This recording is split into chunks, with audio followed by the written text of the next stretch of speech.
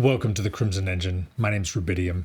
Today we are continuing our series of Think Like A Cinematographer, this time looking at movement. Now you notice I didn't say camera movement because moving the camera is only one of the three elements for creating movement in the frame. The other being your subject movement and the movement on the camera axis, panning, tilting. First of all, why do you want movement in your frame?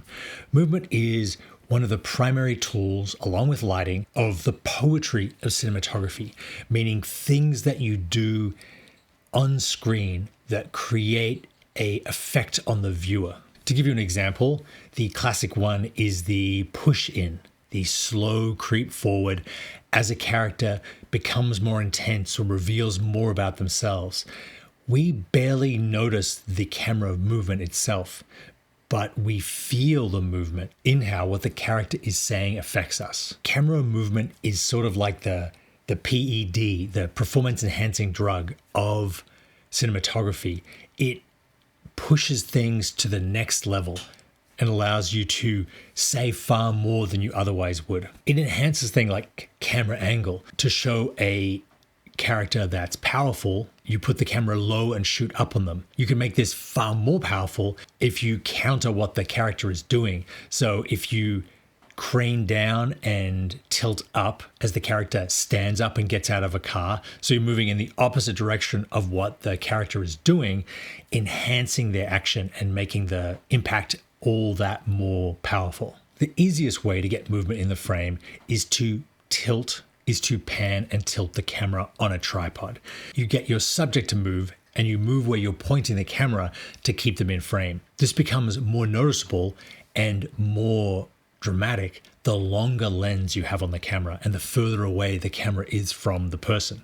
If I want to film someone running through the woods and want to make it seem like they're going faster than they are, rather than running alongside them with a gimbal where I'll only get the background trees moving, if I place my camera like 100 feet away on a 200mm lens and pan with them, I'll get them moving, the background moving, and the foreground moving.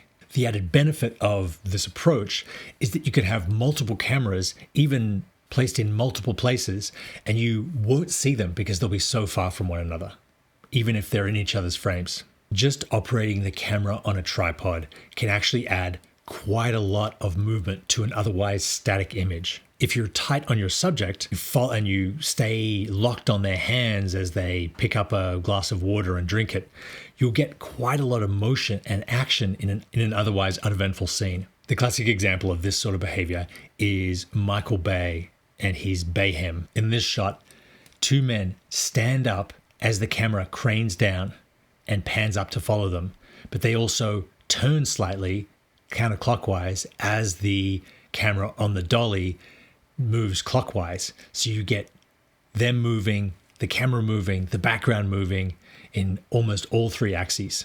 Michael Bay followed in the footsteps of Tony Scott for his over-the-top gratuitous camera movements when nothing much else is happening. And unlike Tony Scott, he seems to have focused on camera movement and the allure of the image to the detriment of the story and the characters and the plot. One thing I will say about Michael Bay is that he does a very good job of creating a visual language. The way that he uses movement in the frame is consistent throughout his entire films. A mistake I see too often is when people throw in camera movement for the sake of it without having built a visual language in the same way as you would use a color to signify something, or the themes in the soundtrack to subconsciously signify to the audience what is happening and how. In David Fincher's Seven, the entire film is on a dolly. There's only one scene where you have a handheld camera and it's the frantic chase through the streets. This makes that scene all the more frantic, all the more chaotic, because it's a break from everything else we've seen.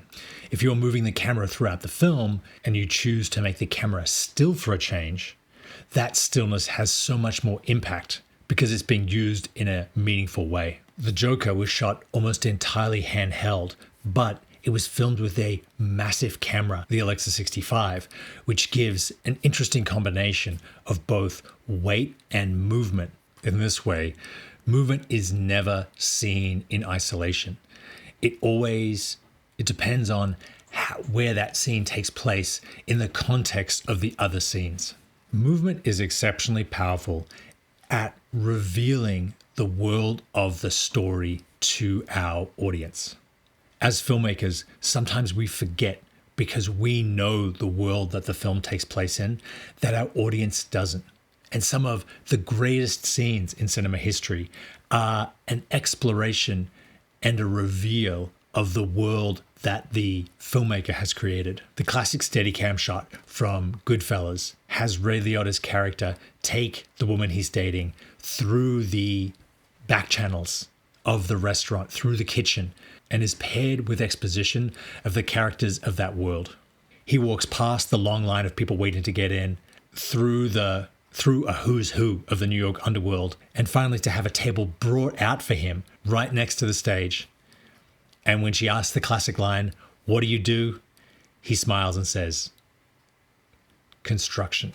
It's so much more than exposition.